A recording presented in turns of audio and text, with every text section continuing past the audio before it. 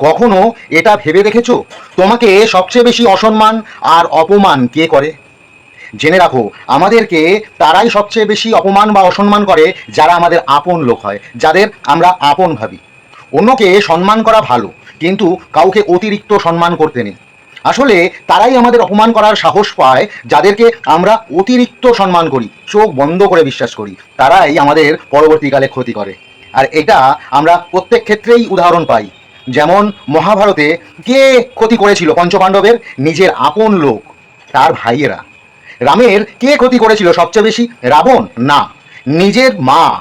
তাই সবচেয়ে বেশি সম্মান নিশ্চয়ই তুমি যদি করতেই হয় নিজেকে করো, অন্য কোনো ব্যক্তিকে না। অন্য কোনো ব্যক্তিকে সম্মান করো, কিন্তু নিজের প্রতি সম্মানটা অর্থাৎ আত্মমর্যাদা বোধ সেটা সবসময় বেশি রাখবে। তাই কাউকে অতিরিক্ত সম্মান করতে যাবে না, তাহলে কিন্তু বারবার তুমিই অসম্মানিত হবে।